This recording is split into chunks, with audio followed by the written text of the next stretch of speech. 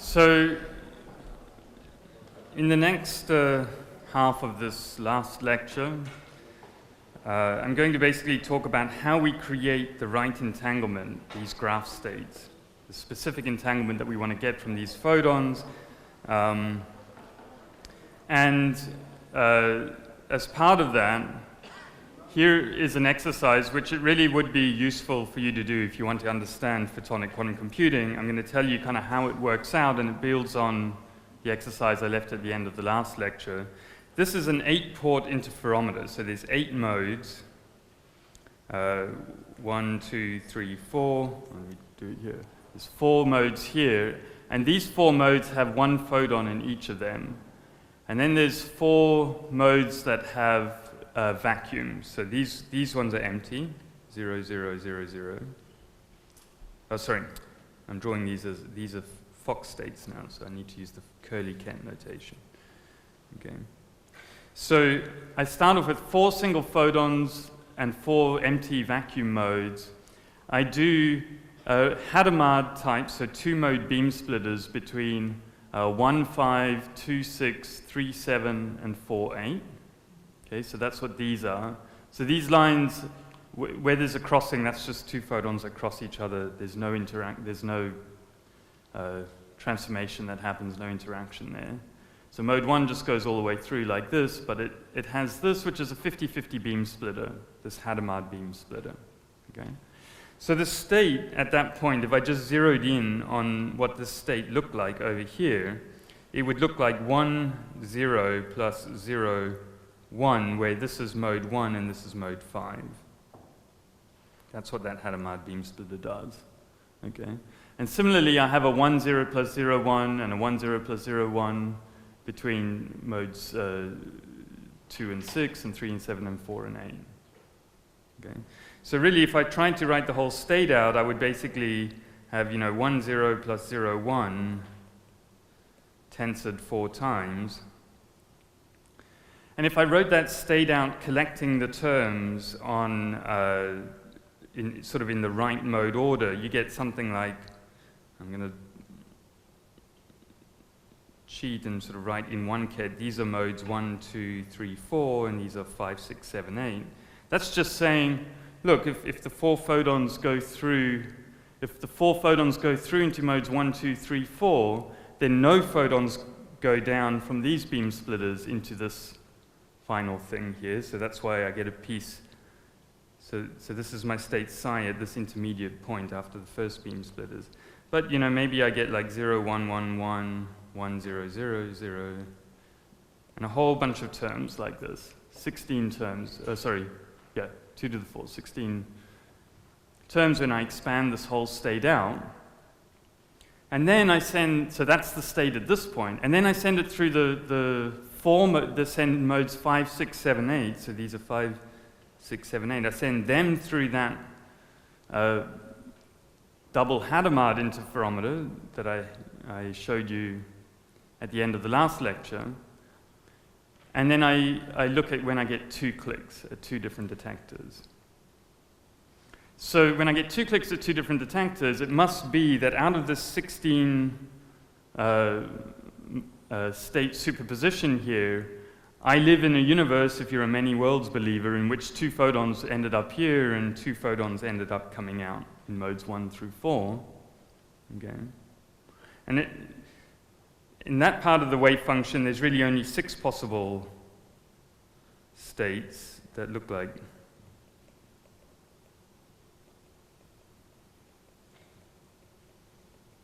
something like this. Okay, remember, these are not qubits, these are photons. And what we saw that measurement does when you get a 1 and a 1 here is that it can pull out, there's only 2 of these 6 inputs, so there's 6 terms here, but only 2 of them can actually cause both of those clicks. And so the upshot is, and I'm leaving this as an exercise, mainly because I can't do it anymore, but the upshot is that you collapse with some probability, and the exercise is with what probability, depending on the detection pattern, you can collapse the output state of modes 1 through 4, you can collapse to state psi out 1, 2, 3, 4, which looks like this: 1, 0, 1, 0, plus 0, 1, 0, 1. Okay. Now, why is that interesting? It's interesting because we are now going to talk about photons actually as qubits, not just as generic carriers of quantum information. And we're going to use an encoding of the qubit 0, so this is my qubit. I'm going to define as one photon in mode 1 and no photons in mode 2. And a qubit state 1, I'm going to define as no photons in mode 1 and one photon in mode 2. Okay. And that's qubit 1. Okay. And the 0 for qubit 2 is going to be one photon in mode 3 and no photons in mode 4. And that's qubit 2. And so if I take this particular encoding of quantum information, this is the same as the qubit state 0, 0 plus 1, 1, which is a Bell state, which is phi plus. Okay.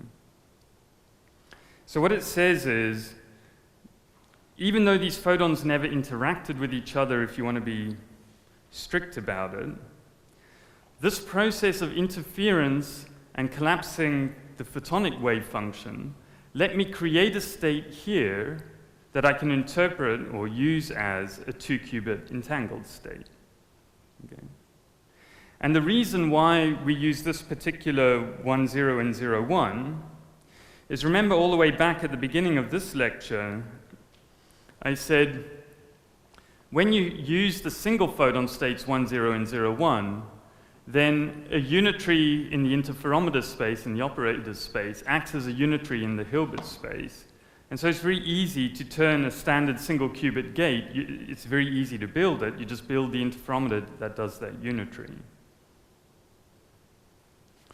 So I now have a Bell state made up from 2 qubits, 0011, 0011, where I can do any single qubit unitary.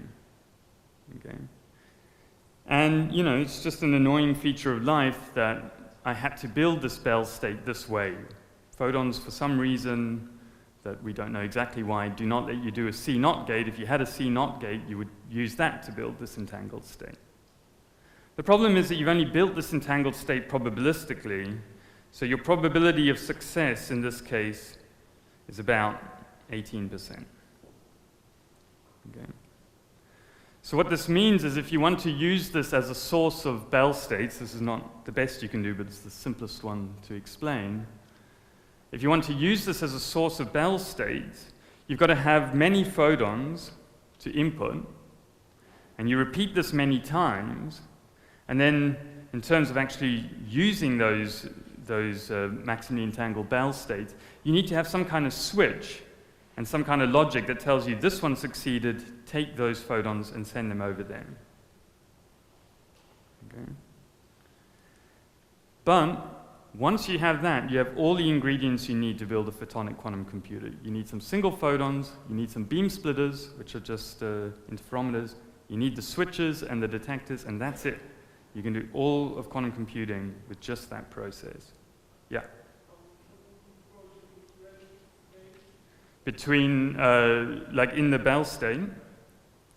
So, you mean sort of in terms of physics or in terms of math? So I have been very lax about talking about what these modes are. I just said they were any old modes, and it really depends on what the specific modes were. So this could be horizontal and vertical polarization of a photon, these two modes. What we actually use is, and I'll show some pictures in just a minute, we use photons that are trapped in a waveguide. And so these two modes are two different K vectors of the photons. And so you essentially have to keep, what keeps what sets the relative phase are like path length differences when you change a path length in the interferometer. But it really depends on what the so with polarization encoding, you set the phase by using some kind of material that rotates polarization, of which there's many, half wave plate, a quarter wave plate, and then it really depends on properties of that particular wave plate, what phase rotation you get or how you angle it. And there's other, I could use other degrees of freedom. So the physics of how you build this really varies from one set of modes to another as to sort of what the physical implementation of this is. And I'm going to show you just one way, the way that we particularly do it. Okay, so the hardware ingredients I've told you, just single photons, detectors, switches, beam splitters. The switches, because these things are not high success probability, but all I've shown you is how to make a Bell state. Okay. The Bell state is actually equivalent to this graph state G. Okay. Well, this graph state is 0, 0 plus 0, 1 plus 1, 0 minus 1, 1, because you do a CZ between these two qubits. That's not equal to 0, 0 plus 1, 1. But if you do a Hadamard on this qubit, then these two are equal. Okay. So I can easily turn this Bell state that I've created here into this particular graph state. Okay. But all I've done there is show you that with some, in this case, quite low probability, I can create a very small amount of entanglement. And we want to do universal quantum computing, which means at the end of the day, if you go back here, is that I need to create a big graph state. Okay? So I need something which the probability is not going to kill me by sort of decaying exponentially by having to fire a bunch of photons in and get killed. Okay? And fortunately, it's possible to take two graph states. Here's graph state 1. And now remember that in photons, this is really two modes. Okay? Because I'm using this two-mode encoding of my qubits. There's a way to take two graph states, let me draw it like this, and to stick them together with probability 1/2, and I'll explain how in a minute, but just so you see what's important. With probability 1/2, you can cause them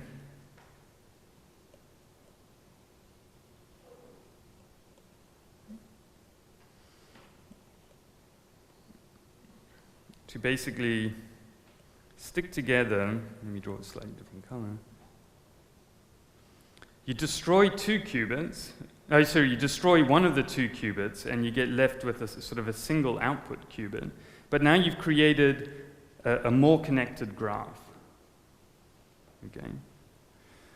The critical feature of this is that if you fail, all that happens. So if you fail, which also happens with probability 1/2, all that happens is that you've wiped out this qubit. You do not destroy the rest of the state. And in quantum mechanics, that's sort of an unusual thing, right? Typically, if you do a measurement of stuff, you start destroying stuff, random stuff happens. But in this particular case, there is a process, and we call this process fusion, because, and this is not fusion in the anyon sense, this is a way of sticking together two entangled states that were completely separate, bringing them together, and with probability 1/2 sticking them together. And now you can sort of convince yourself that, well, I start with the Bell states, okay, like this, and then with probability 1/2 I create some states like this, and now I have a bunch of states like that, which are independent, and I start sticking them together. Maybe I take these and connect them at the middle or something, and when I fuse this and this, and I can make bigger and bigger graphs.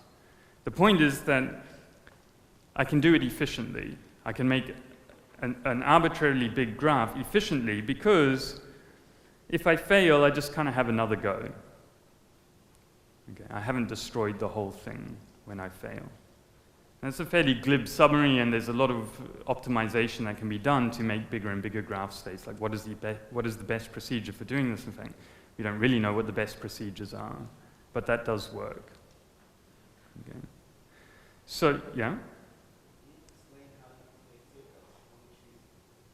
Sorry, how do I create? Yeah, so like, for example, you can take, let's say I have this and this. So I make that from 2 Bell states, I can make this. And then I try a fusion here and a fusion here. With probability a quarter, I have a circle and so on. Yeah. That's a good question. Circles are important, actually. With only trees, you would not be able to do universal quantum computing. It's a nice feature of these graph states. Somehow circles are important. Okay, so so now I've just told you that this fusion is possible. I want to tell you this will be the last bit of photonics theory for these lectures, and then I'm going to show you some sort of hardware. So the last thing we want to understand is, how do you do this fusion? Like, how do you stick together 2 qubits? Okay. And I'm going to do a slightly easier case where I say, how do you stick together 2 Bell states? 0, 0 plus 1, 1, tensor 0, 0 plus 1, 1. How do I stick them together to get out this particular entangled state, 0, 0, 0 plus 1, 1, 1, that we call the GHZ state? Okay. Turns out the same procedure that does this will work on the graph states. It's just easier for me to explain this example. Okay. So we want something that destroys 1 qubit, because here I had 4 qubits. In the process of destroying that qubit, the 0, 0 state in this sort of 4-component wave function should become a 0, and the 1, 1 piece, like this piece here, I want to stick these 2 pieces together so that I get out a 1. Is the sort of game that I'm trying to play clear? I feel like I'm operating at the speed of an unnamed young professor from the Technion. In the second group, in one case the error points to the first group, in the second case the second group. No, I think that's right. I'm basically saying I want to take qubits. So I've got qubits 1, 2, 1, 2, 3, 4, 3, 4. I'm going to try and do a measurement or an operation on qubits 2 and 3 that turn them into a kind of new version of qubit 2. So this will be the old 1 and this will be the old 4. And somehow 2 and 3 have been stuck together here and here.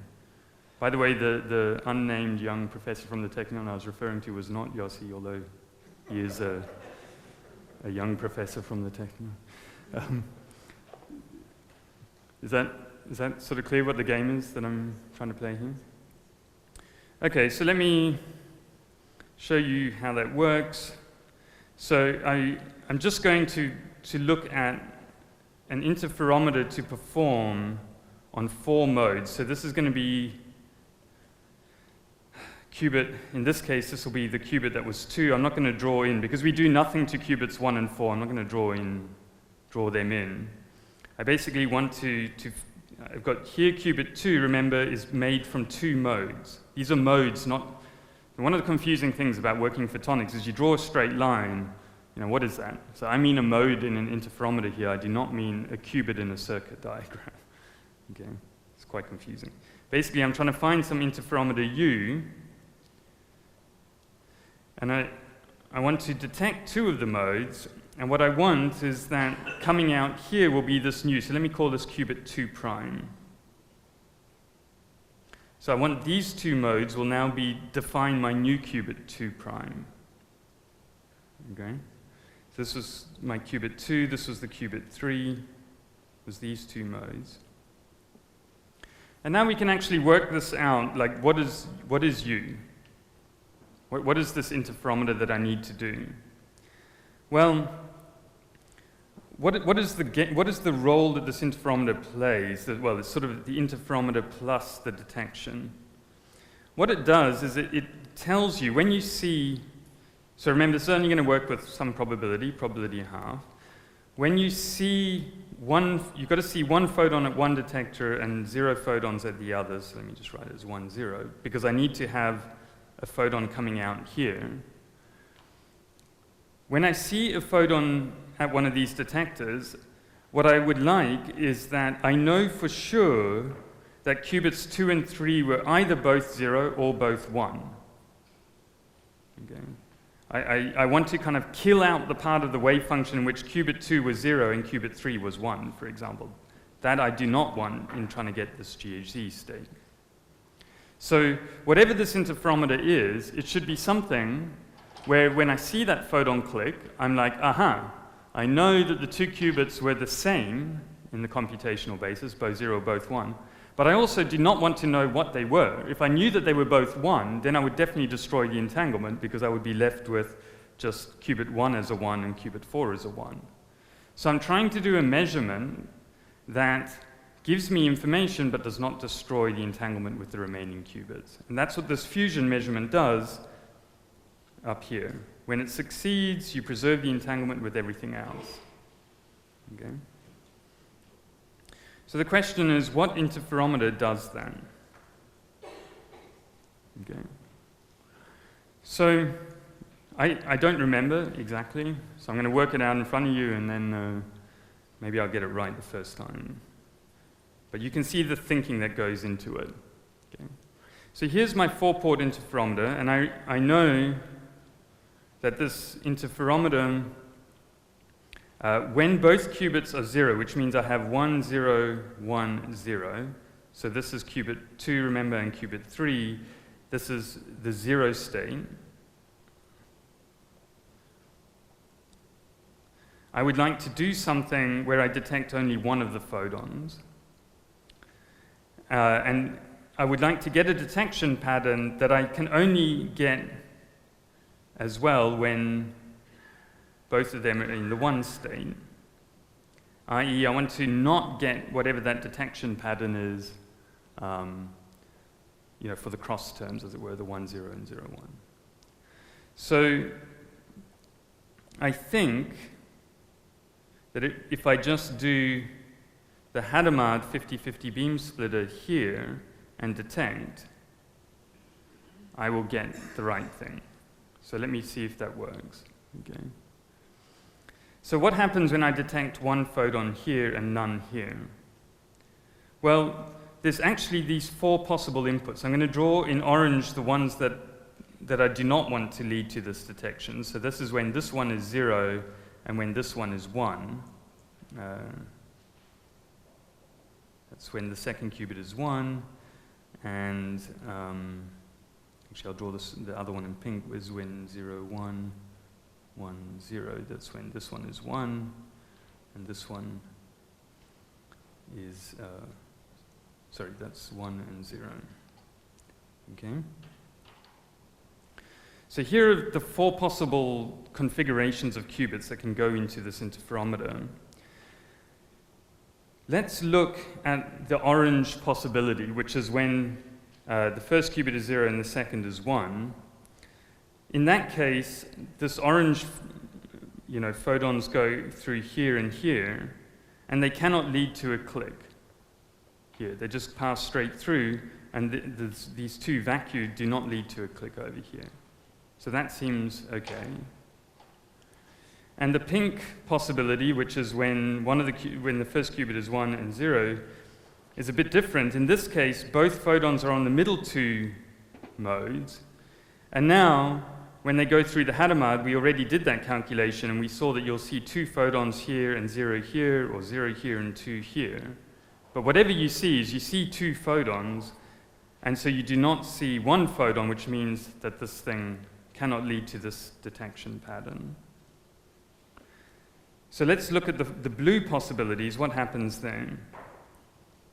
So in that case, I have, in the case where both qubits are in the 0 state, this vacuum goes through here, one photon goes through here, goes through this Hadamard beam splitter, and then it has equal likelihood to come out here or here because it comes out 1, 0 plus 0, 1. Okay. So when I see one photon click here, it definitely could have been that both of these qubits were in the 0 state. Okay. But it could also be that both of the qubits were in the 1 state. Because it could have been that I had one photon here and 0 here, this piece here, and that could have gone through and also with equal likelihood given me a 1 and a 0, a click.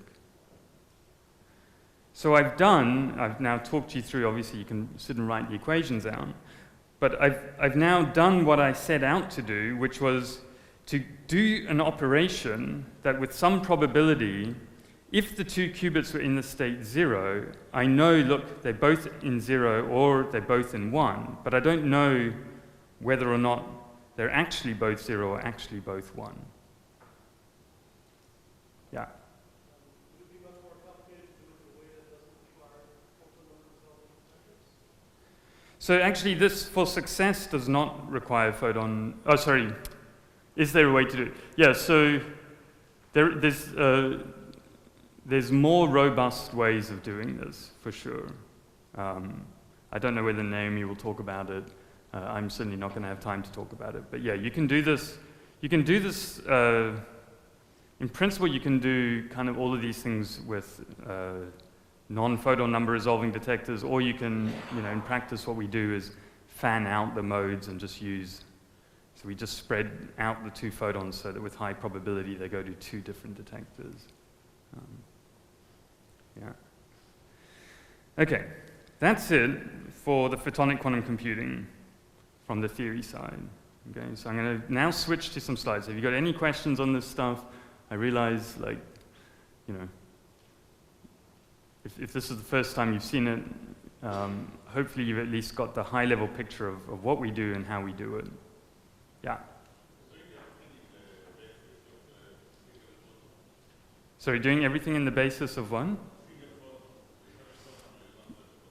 Yeah, so this is one of the sort of annoying things with the photons is that the only way we know how to make them, to do fault-tolerant quantum computing with them, we have to stick in the sort of single photon basis for the qubit.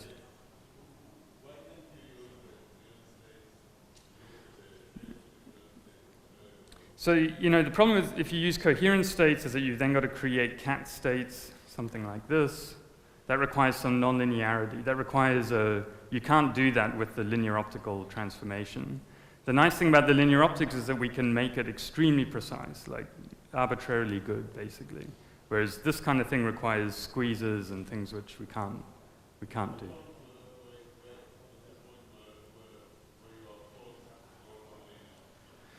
With this procedure? Just to evolve a coherent state, initial coherent state to this, like the single, for example. That you cannot do with a linear transformation. If you do a linear transformation on a coherent state, you basically get alpha prime tensor beta or something like this. Like you don't create the entanglement base. Coherent states just evolve to product states under linear optics. You don't get any entanglement. Yeah. Okay.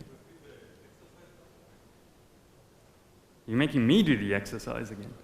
Okay, yeah, this is okay, so remember the goal is to do a measurement. This is a probabilistic operation. When I see this detection pattern, I want to say both of those qubits were 0 or both of them were 1 without knowing which of those two cases it was. What I definitely want to know is that it is not the case that one of them was 1 and one of them was 0. Or vice versa, because I'm trying to stick together two independent wave functions, collapse them together to create some more entanglement. Okay? And so for that, I've got to stick this 0 and 0 to 0, and this 1 and 1 to 1. So then you just say, well, look, there's only 4 possible basis states here, 0, 0, 1, 1, 0, 1, and 1, 0. It's easiest to show at the beginning that the 0, 1, and 1, 0 cannot lead to a single photon being detected at the two middle detectors when I just do a 50-50 beam splitter here. Because either the 0, 1 case I just had 2 vacuum go in the orange case. The orange case, I just have 0, 0 here and 1 and 1. So that will not lead, the outer modes just go on and do their own thing. And in the opposite case, when I had 1 and 0, I had these 2 photons go through, and so then I count 2 photons here. No matter what happens, that for sure is not going to lead to 1 photon being detected. And so the last remaining subtle thing is, does the measurement tell me that it was 0, 0, or tell me that it was 1, 1? And basically, you don't want to know. You want to be ignorant. Okay, you want to get this outcome. You want to detect a photon there and not know whether it was whether both qubits were 0 or both qubits were 1. And it turns out that it does, because if you look here, both of those input options have just 1 photon going into the middle 2 modes. That 1 photon is split equally, equal amplitude, by this Hadamard beam splitter. And so they both are equally likely to cause a detection here of 1 photon, or at the other one of 1 photon. The only thing that changes with which detector gets triggers is just some relative phase in the final entangled state that you create.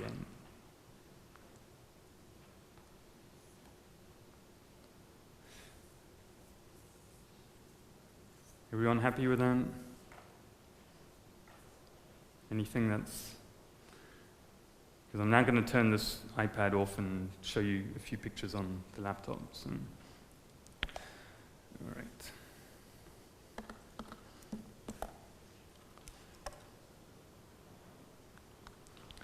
Okay, so I've done everything at a very sort of abstract level, I realize. 3 lectures, it's...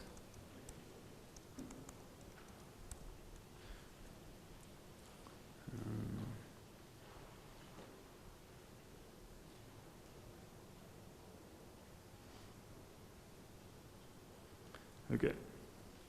I'm just now going to show you a few slides that come, some of these come from, from the company in which we're trying to build a photonic quantum computer.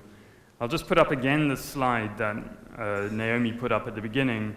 The whole premise of our company is that we want to be in this zone where we are happy to make, is that working? Yeah. Where we're happy to make millions of qubits. Right? We don't want to be operating with tens, hundreds, or whatever of qubits. And that's where you've got to be to do error correction, and so therefore be able to do like hundreds of logical qubits in terms of algorithms. Okay. So this is a slide. This was not made by us. This was made by Google. They've just now crossed this point, supremacy point. The building blocks that we've talked about, okay, we talked about take things, fuse them together. If you just say, in hardware, what does this mean? We basically, this probabilistic entanglement generation required sources, beam splitters, phase shifters, and detectors. So beam splitters and phase shifters are what make up the networks, the interferometers. Okay? We need the switches because we had some probabilistic state generation, and so we need to multiplex to select out the ones that succeeded. Okay. And then we have a procedure which lets us create arbitrarily large amounts of entanglement. And the key thing that you'll hear more about from Naomi is that that entanglement has a very specific structure that makes it robust so that we can do fault-tolerant quantum computing. It's not good enough to just have any old entanglement. We have to do single qubit measurements because I said we take this state and then we do the single qubit measurements to sort of run the algorithm. But the single qubit measurements are also just beam splitters, phase shifters, and detectors.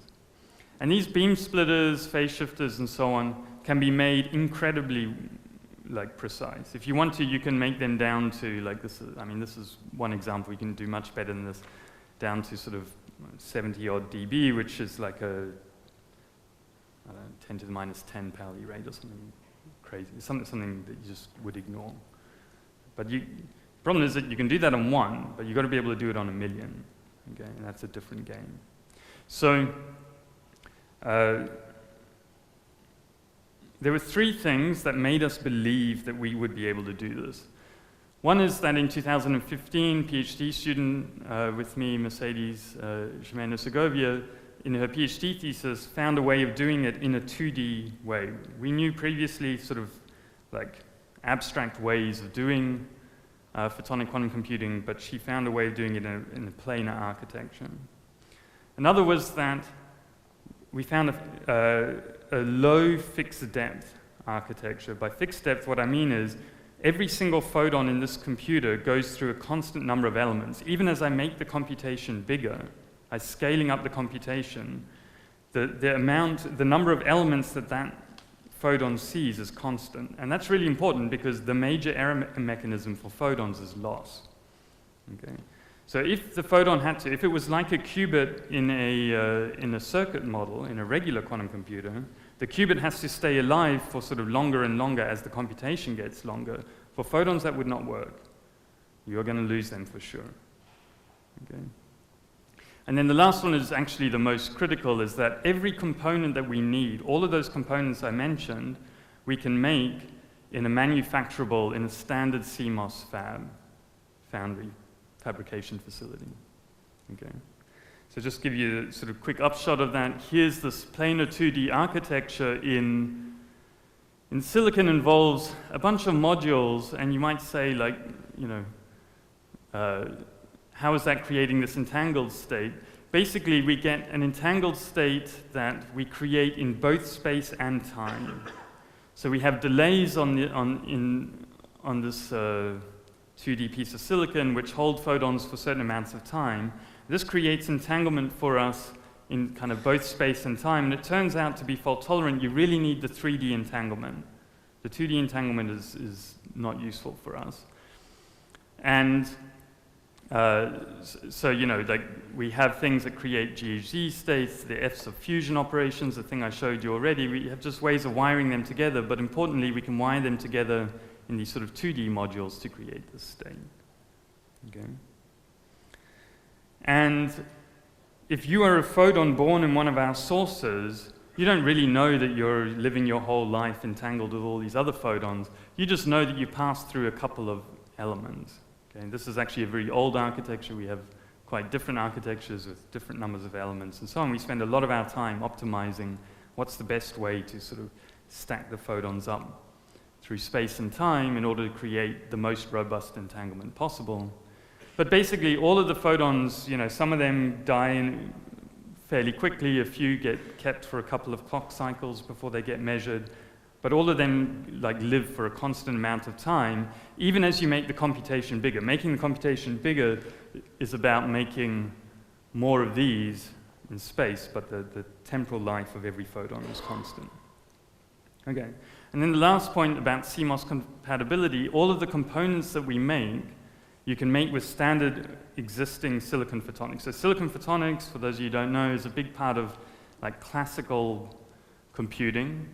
The optical interconnects in data centers are basically made from silicon photonics. It's, you know, just essentially confining light by cutting holes in silicon that drag the light around. And in the classical world, it's used for LiDAR, for self-driving cars, and for optical interconnects, and a bunch of things to do with communication.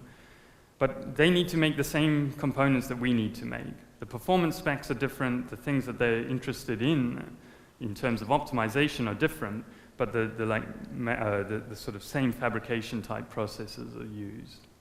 Okay? So here is what we do. The light is confined into just sort of, the wavelength of the light is actually around a micron or 1.5 microns, but we confine it in these silicon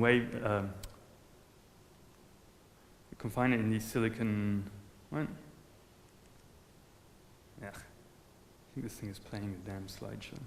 Confine it in a sort of a few hundred nanometer, these are just channels cut into silicon. Stupid thing.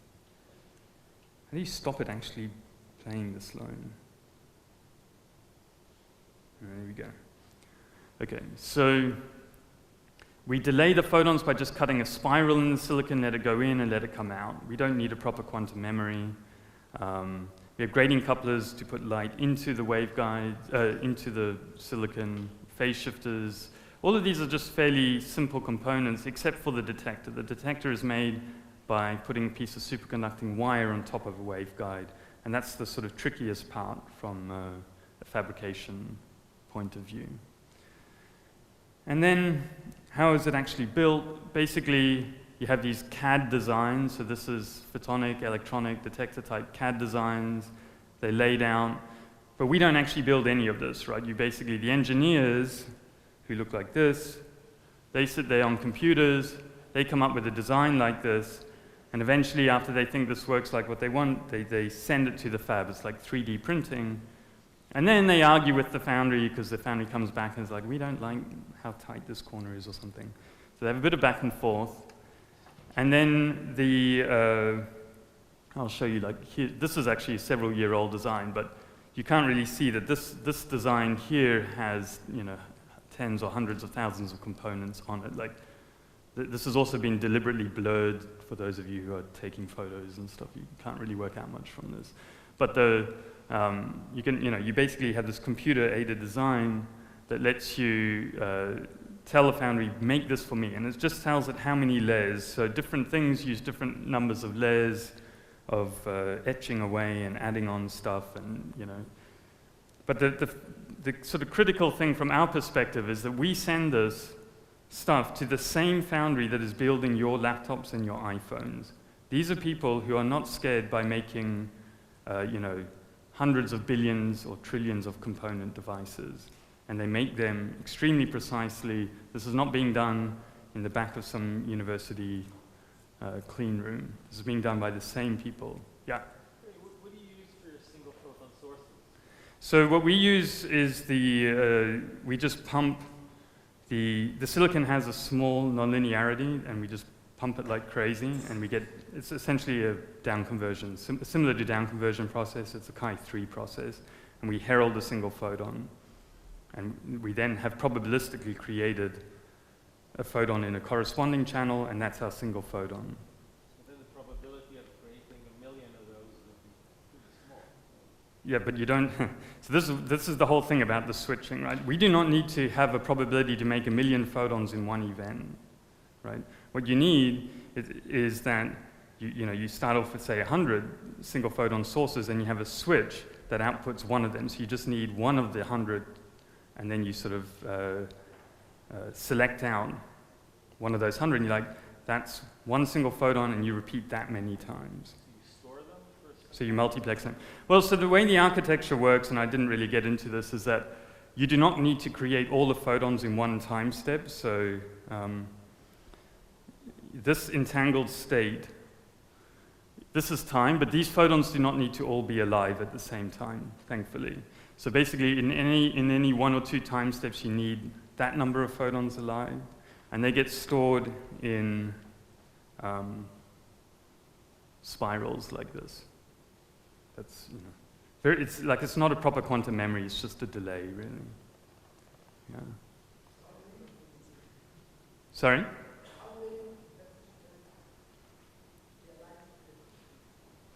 So to do full fault-tolerant computation, you're looking at, depending on how big a computation, what your logical error rate is, you need sort of on the order of, between 10 and 100,000 physical qubits. Our photons are created probabilistically, so we're looking at sort of order of a million sources, let's say, to make that number of photons alive in any time step. Look, the only way that this can be done is that it's not us building this. It's the people who are building your laptop that are doing it. And they don't care. A number like 1 million or 10 million or something is essentially trivial. That's not the issue. The issue is the system integration of all of these things. Yeah? Sounds like you need to delay for long enough to be able to measure and then make a decision. Yeah, so the speed of the classical logic is really critical to us. These are different electronic and detector type switches, and that essentially sets what our clock rate is. So, in most qubits you have a natural time scale given by some energy splitting, but these photons, there is no natural time scale. Essentially they live in a kind of zero Hamiltonian world. So what sets your natural timescale here is how fast you can do electronics. Sorry? So at the moment, the maximum rate that we would run at would be 15 gigahertz, because that's the width of our photon, or length of our photon wave packets in time. But in reality, the electronics is not fast enough to do that. And that's a fairly standard thing for these.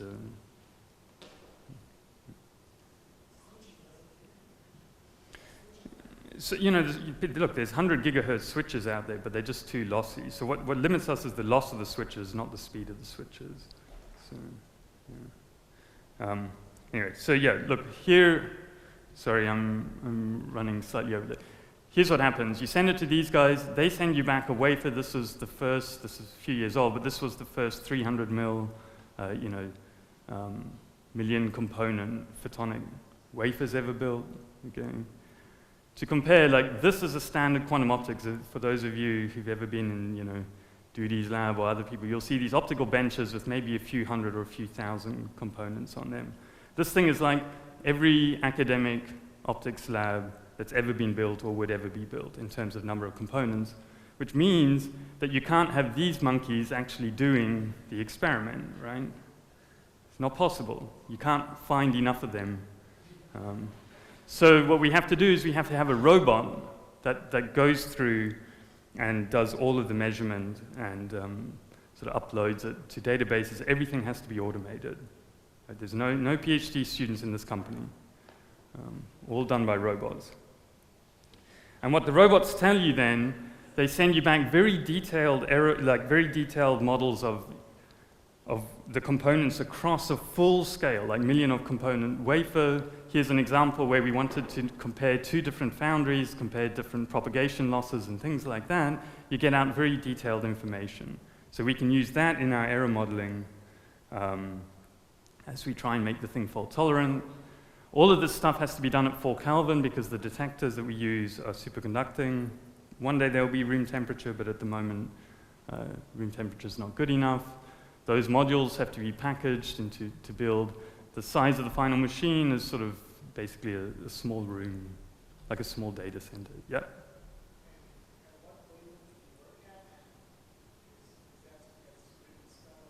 It's not written in stone, but networking will be with fiber. So, all architectures that are fault tolerant require some kind of networking, so that limits you to either 1.5 or 1.3. So, yeah.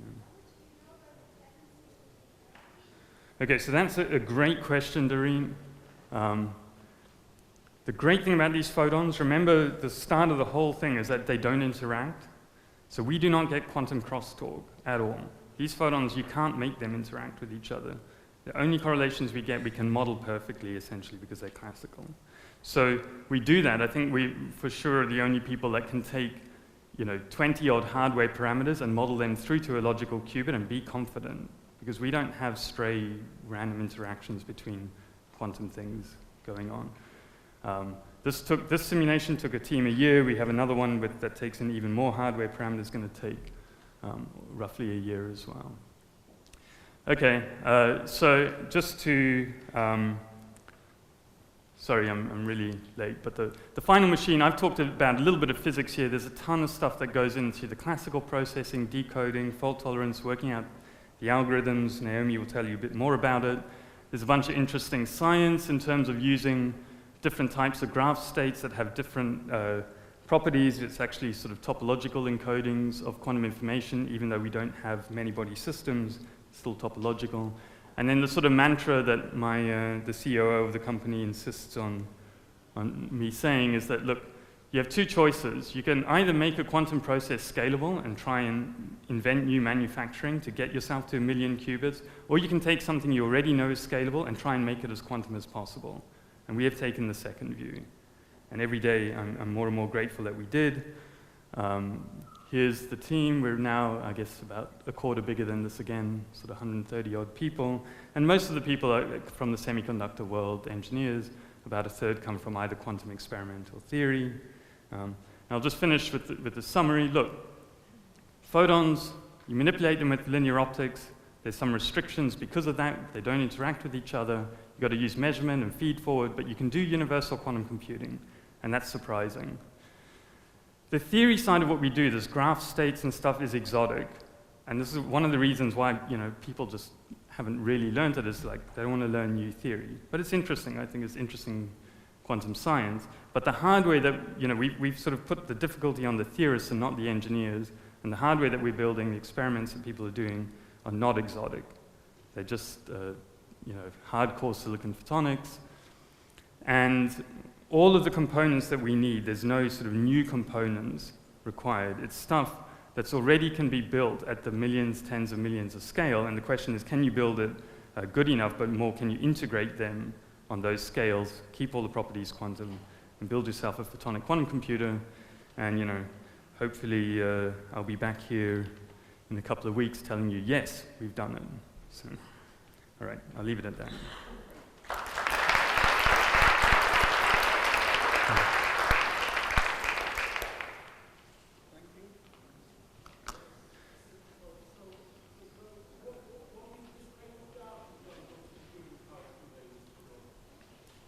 What is the state of the art in terms of? Yeah, so the way we view it is that you don't have qubits till you have logical qubits, which means you need many thousands. And because of this, building the large-scale stuff from the start, the best analogy I can think of is, look, everyone's trying to get to the moon. You have two choices. One is you build a building, and then a bigger building, and you go and invent concrete, and you build the Empire State Building, and you add a mast, or you go and build a rocket. Okay? We're building a rocket. We'll either get to 1 million qubits or to no qubits. We're not building up qubit by qubit, except maybe in logical qubits one day, but we don't have a number of qubits. If you want me to, if you give me enough money, I'll produce for you, millions of photons entangled with each other, but it's not a fault-tolerant entangled state. It's not logical qubits. It's not interesting to us.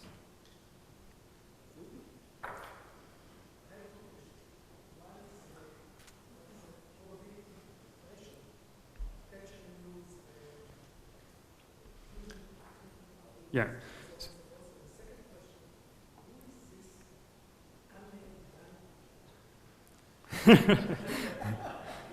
I would like to answer the second question, but I'm sworn to secrecy. So the thing that you're asking sort of is really a bigger question, which is there's a parameter space. So every component has some performance metrics and some, let's say, imperfections. So for a switch, you have the speed, a dynamic range, or for the detector, you have not just an efficiency, but feed-forward amplification. So there's, somewhere between, well, let's say it's over 20, but less than 50 parameters that we simulate and say, here's a volume of space in that parameter space that is fault-tolerant. Okay? That if you can get, within that parameter space, if you can hit a point anywhere in this, you can build a fault-tolerant machine. If you're out of it, you cannot. Right? And so,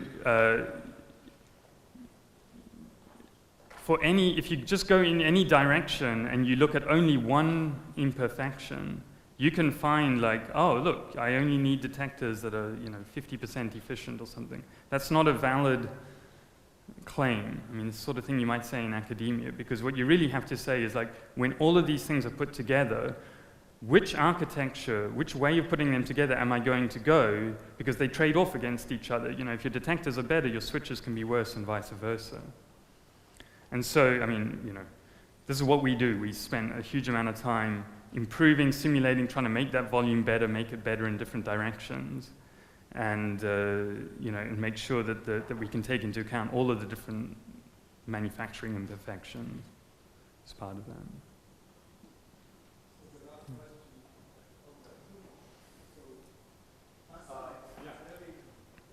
In your last transparency, you said you're essentially building the technology on having non-interacting photons. Yeah. But the technology, when you scale it up, seems to be strong interacting with the solid state that is acting with it, and you are making it innovative. So these photons feel no heat. Their optical frequency, the world around them is microwave They're so far decoupled from the world around them that it's unmeasurable how, what their decoherence is. The primary error mechanism, or the primary errors are caused by us, not by the environment. The errors are caused by us not making devices that are good enough, so that we don't set a phase shifter properly, or we too slow on something, or whatever it is. We don't have decoherence. I mean, people have tried to measure it. It's just unmeasurable, like in the conventional sense, by coupling to some environment that's in a mixed state. Just not the case. And I showed that sort of one dip. I mean, we can do this to, an incredible.